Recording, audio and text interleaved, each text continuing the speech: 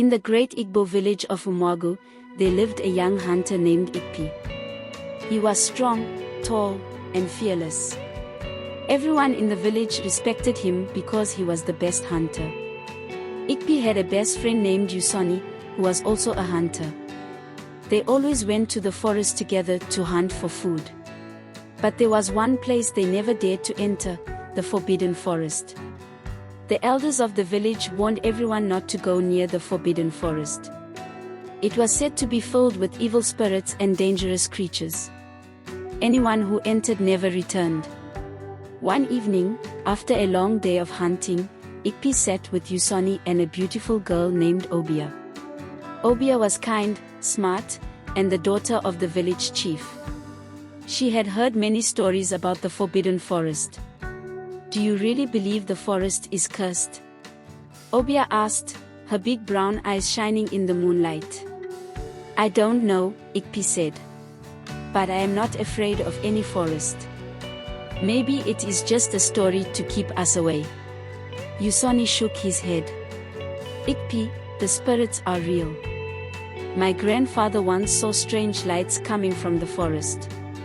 He said he heard voices calling his name." Ikpi laughed. "Then I must go and see for myself." Obia gasped. "No, Ikpi. Please don't go. Many strong hunters have gone in and never returned." But Ikpi had already made up his mind. He wanted to prove that there was nothing to fear in the forbidden forest. The next morning, Ikpi took his bow, arrows, and a sharp machete. Usoni refused to go with him. "You are my friend, Ikpi. I don't want to lose you." Obia tried to stop him one last time. "Please, Ikpi. I have a bad feeling about this." But Ikpi smiled. "Do not worry, Obia. I will return before nightfall." Ikpi walked towards the forbidden forest. The trees were taller than any he had ever seen. Their branches twisted like snakes, and the air was cold and quiet.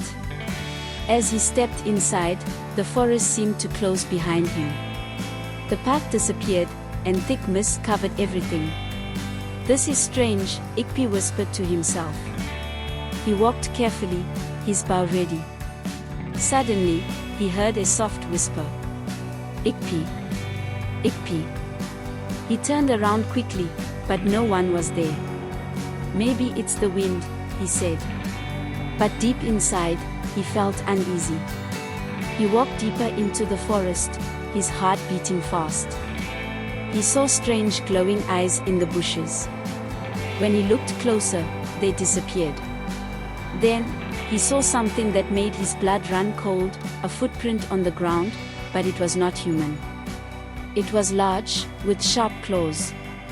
Ikpi followed the footprints. They led to a small river that flowed through the forest. He bent down to drink water when he saw a reflection in the water. It was not his face, it was the face of an old man with white eyes. Ikpi jumped back, grabbing his bow. The old man stepped out of the water. He wore a long black robe, and his skin was pale like the moon. "Who are you?" Ikpi asked, his voice shaking. "I am the guardian of the forbidden forest," the old man said. "Why have you entered this sacred land?" "I wanted to see if the stories were true," Ikpi said boldly. The old man's eyes glowed. "Foolish boy. You have broken the law of the spirits. Now, you must face the consequences." Suddenly, the ground shook. The trees moved like living things. The river turned black, and loud laughter echoed in the air. Ikpi tried to run, but invisible hands grabbed his arms. He was lifted into the air and thrown to the ground. The old man walked towards him. "You have disrespected the spirits. Now, you must complete a task to earn your freedom." Ikpi struggled to stand. "What must I do?" The old man pointed to the tallest tree in the forest.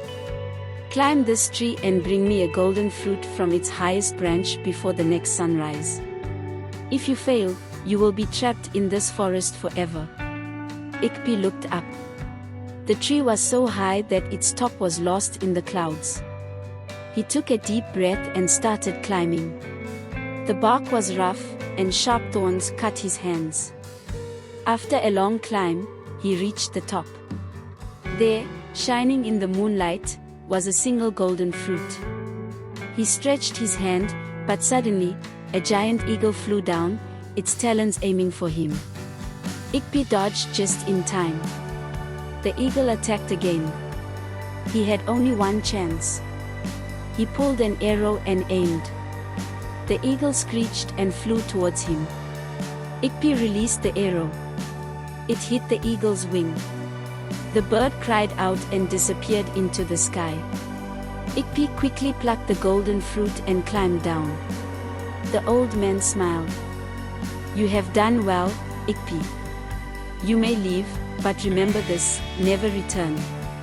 Suddenly, a strong wind blew. The mist lifted, and Ikpi found himself standing at the edge of the forest.